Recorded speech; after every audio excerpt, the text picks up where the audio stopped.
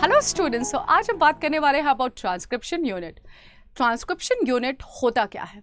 Transcription unit एक unit है जो कि डबल स्टैंडर्ड डीएनए में एज अ सेगमेंट प्रेजेंट होती है, मींस एंडिंग और स्टार्टिंग होती है। ट्रांसक्रिप्शन यूनिट में प्रमोटर स्टार्टिंग है, टर्मिनेटर एंडिंग है, जो डीएनए में प्रेजेंट होती है। और with the help of enzyme DNA dependent RNA polymerase is helping to produce transcripts. Now, what is transcript? After transcription, RNA is produced. There are three types of RNA: mRNA, tRNA, rRNA. तो ये जो RNA produce हुए हैं due to transcription, transcripts कहलाते हैं. Now, क्या सभी part of DNA में आप RNA बना सकते हैं? नहीं. Only that part of DNA जिनके पास ट्रांसक्रिप्शन यूनिट होती है वही ट्रांसक्रिप्शन दिखाती है. तो first of all we will understand transcription unit है क्या. सो ट्रांसक्रिप्शन यूनिट एक यूनिट है डीएनए में जिसके पास होता है, first of all I will write 3 prime to 5 prime, 5 prime to 3 prime. आपको पता है ट्रांसक्रिप्शन यूनिट बनती है तीन चीज़ों से.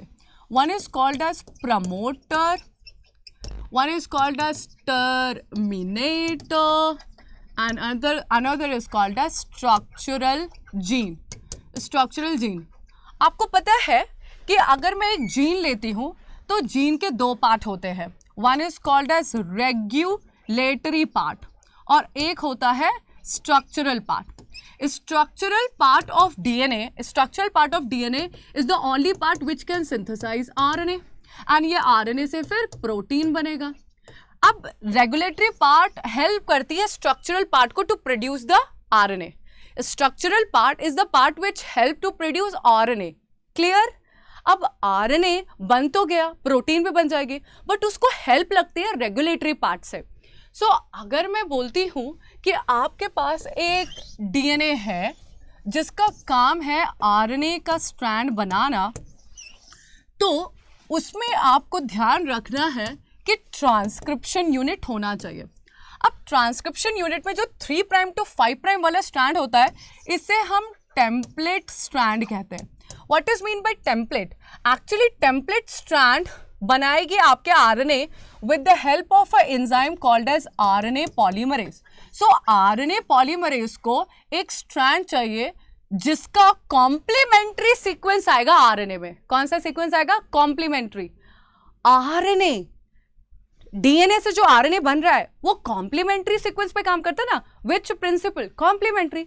So अगर आपके पास है A T C C G G A T, तो आपके आरएनए में कौन सा आएगा? ए का कॉम्प्लीमेंट क्या होता है? टी. बट टी तो हम आरएनए में लिखते नहीं है, हम यूरैसिल लिखेंगे. अब टी है तो ए, सी मीन्स जी जी, और सी सी, टी मीन्स यू, और टी का कॉम्प्लीमेंट्री ए होता है. सो कॉम्प्लीमेंट्री तैयार हो रही है with the help of template. So template के ऊपर आरएनए पॉलीमरेज काम करेगा और आपका 5 प्राइम टू 3 प्राइम आरएनए आएगी. 5 प्राइम टू 3 प्राइम आरएनए क्यों आती है? 5 प्राइम टू 3 प्राइम आरएनए क्यों आती है? 3 प्राइम टू 5 प्राइम क्यों नहीं? क्योंकि आरएनए पॉलीमरेज और any type of polymerase enzyme only polymerise the direction 5 to 3. एक ही डायरेक्शन में काम करती है, 5 prime to 3 prime. It is unidirectional. Clear? So अब 3 से आपको याद रखना है टेम्पलेट. 3 THREE. सो जो 3 टू 5 प्राइम स्ट्रैंड होता है उसे टेम्पलेट स्ट्रैंड कहते हैं और उसी में डीएनए डिपेंडेंट आरएनए पॉलीमरेज काम करता है. क्लियर? नाउ बेटा we have to understand that. अब आपके पास 5 प्राइम है, जस्ट अ सेकेंड. नाउ आपके पास 5 प्राइम टू 3 प्राइम है. यह है आपका आरएनए जो कि कॉम्प्लीमेंट्री पे आया है. बट अगर आप देखें तो जो 5 प्राइम टू यहाँ पे जो 5 प्राइम टू 3 प्राइम वाला स्ट्रैंड है वो एग्जैक्ट कॉपी है आरएनए की. मींस अगर यहाँ पे 5 प्राइम है तो यहाँ पे T है, यहाँ पे A है, यहाँ पे G है, G है, C T A होता है. Exactly the same is the sequence of RNA. So हम कहते हैं कि 5 प्राइम टू 5 प्राइम का सारा सीक्वेंस सेम है एक्सेप्ट T यहाँ पे U हो जाता है क्योंकि U is present in RNA except the thymine. Clear? So 5 prime में जो भी है आप उसको डायरेक्टली लिख दीजिए इन द आरएनए. तो डीएनए में 2 स्ट्रैंड है, 3 टू 5. 3 वाले टेम्पलेट स्ट्रैंड कहेंगे, लेकिन ये जो 5 प्राइम है जिसे कोडिंग सीक्वेंस भी कहते हैं, बाद में बताऊंगी, उसका डायरेक्ट कॉपी हो जाता है इन द आरएनए। सो अगर आपको एक डीएनए सीक्वेंस लिखा है तो आप 5 प्राइम को पकड़िए, जो भी लिखा है वो एमआरएनए में उतार दीजिए as it is, except thymine को यूरैसिल में लिख दीजिए। It is clear? Now we are going to the next part. अब हमने कहा कि आपको ट्रांसक्रिप्शन यूनिट याद करने में प्रॉब्लम होती है, ट्रांसक्रिप्शन यूनिट याद करने में आपको प्रॉब्लम होती है, तो हम कहते हैं 3 prime to 5 prime, 5 prime to 3 prime. Clear? अब हमें क्या करना है, एक पेन लेना है, यहाँ पे 3 लिखा है, इसको 3 कर दीजिए और इसको कर दीजिए टेम्पलेट स्ट्रैंड, टेम्पलेट स्ट्रैंड। ये 5 है, 5, इसको कर दीजिए कोडिंग स्ट्रैंड, इसको क्या कर दिया, coding strand. Actually, coding strand is not coding anything in the mRNA.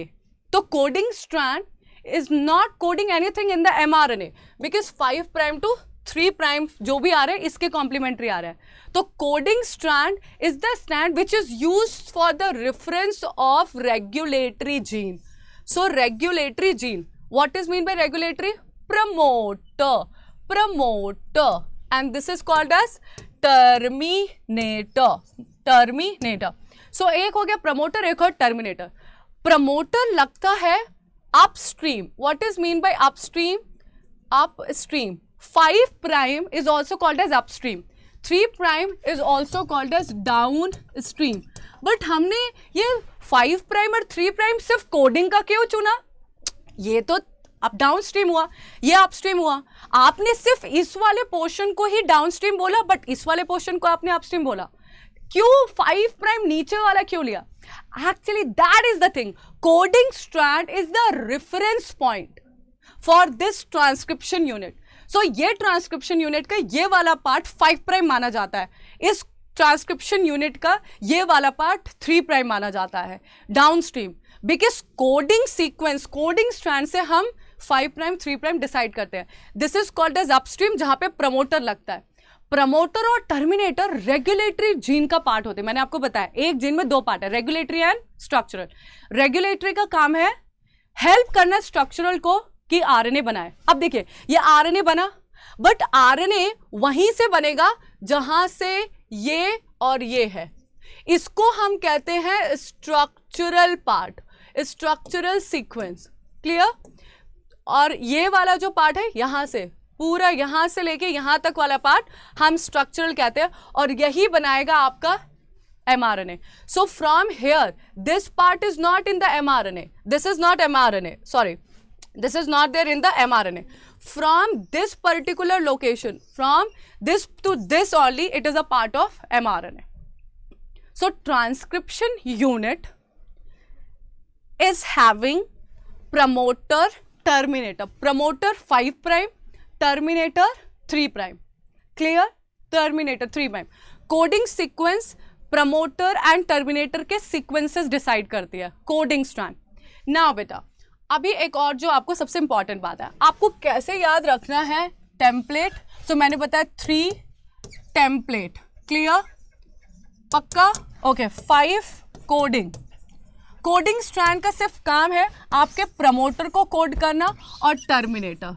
यहां पे 3 प्राइम है तो 3 is called as downstream, 5 is called as upstream. I hope it is clear. Now बेटा इस पार्ट को हम स्ट्रक्चरल पार्ट कहते हैं, स्ट्रक्चरल जीन। इतना ही portion will convert into mRNA और RNA. This part and this part is not used in the RNA production because these are the part of regulatory gene. अब होता क्या है बेटा कि इस प्रमोटर के पास आरएनए पॉलीमरेज आता है। RNA polymerase bind with sigma factor. So sigma factor is a factor which helps to bind RNA polymerase with promoter, और here transcription start, initiation.